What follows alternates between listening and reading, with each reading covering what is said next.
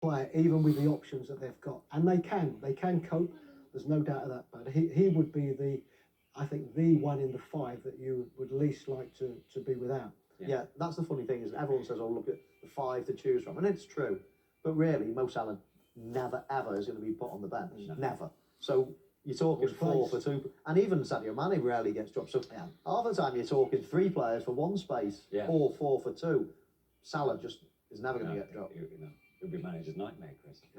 Having a look at the games then on the horizon for Liverpool, we've got 2 more games to play before the next international break. I mean, that's it's a hectic schedule. I mean, as you said quite rightly, the further you progress into this season, the more importance are laid at each and every fixture. Yeah, it would be a massive blow if he was missing any of the games. Of course, Arsenal next away, with the way Arsenal are playing, that's going to be a tough one, and they'll want him fit for that. You might be able to get through after that in terms of Nottingham Forest in the cup, maybe rotate and play 3 of the other 4. But Arsenal away, it's one of the biggies. This is one of the occasions where Liverpool could drop points. Yeah. So they'll want him fit for that one. Yeah. And as Chris said, it'll be critical how he's feeling in the morning, because some of these injuries, they get way worse overnight and then they start getting better. But it's it was almost like a block. I'm trying to work out what it could be, really. You could see him mouth that to Jürgen Klopp when he was coming off. So hopefully it's not too bad. He's walked off. So yeah, that's true.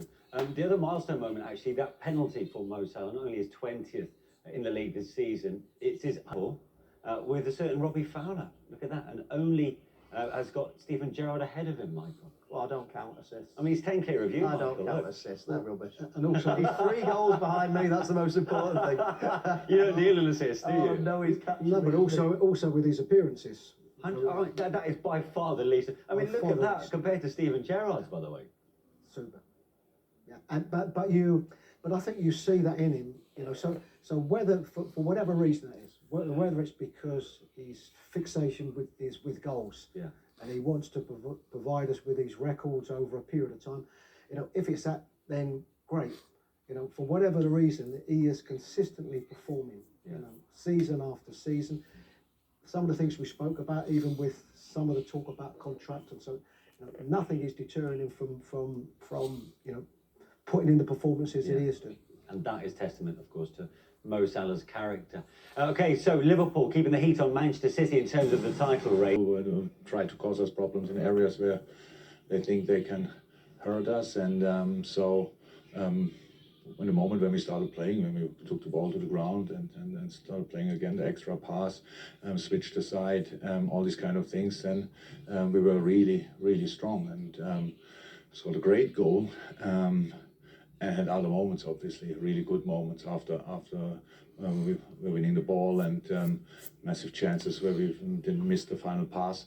But I'm really happy, and I know the last period I would have loved to control it even more, but it's an intense period for the boys, and sometimes it's only one challenge where the opponent used the body slightly smarter in that moment there in front of the goal, and Ali deserves his clean sheet with really himself in a lot of moments, so that's good. We have him and we use him, so it was the expected very difficult game, and I'm really happy with big parts of the performance and even more so with the result.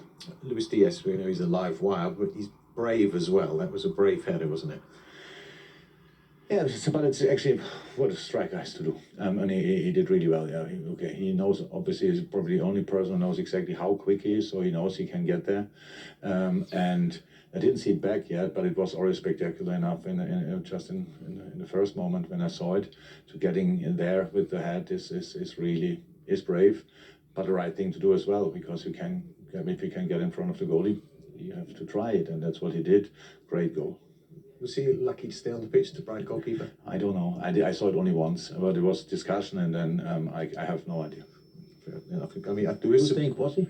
I think, if you're pushing me to yes, I'm surprised. I'm at least surprised that they didn't go to check it on the monitor, because that would have been a more sensible review. But yeah, it looked reckless to me. But hey, we'll see. You had a hold on the game after the opening goal, and pretty much you took control for a while, and then it took Mo Salah just to almost kill the game for me.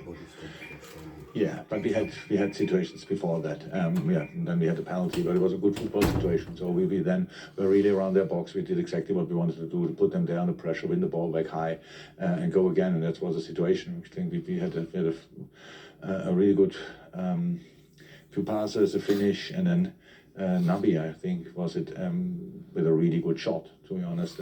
Handball penalty, yes, it's fine.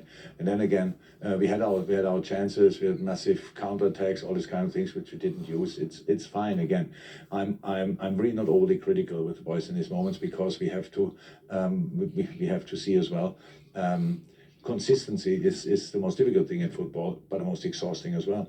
So here as well, not only for the body, and that's why there are moments when I would wish we had really more concentration, more focus, and could control it better. But how is that? I think we deserved it, clear, to win the game, and that was all we were here for. And so I'm really happy. We saw Mo Salah come off early. Injury there?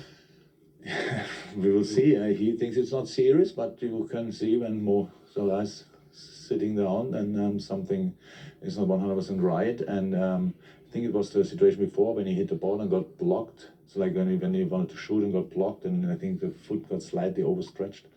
We have to see. You've avoided calling it a title race. You still doing No, we don't avoid it. But it's not our job to really call it like that, because it's always the same. City plays, I don't know exactly when. Monday, I think it's because 8 o'clock is probably Monday. Yeah?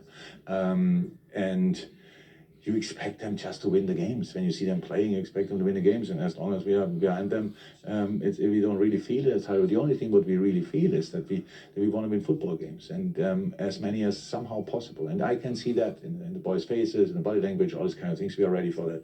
This race doesn't need a name for us. We just want to win as many football games as possible.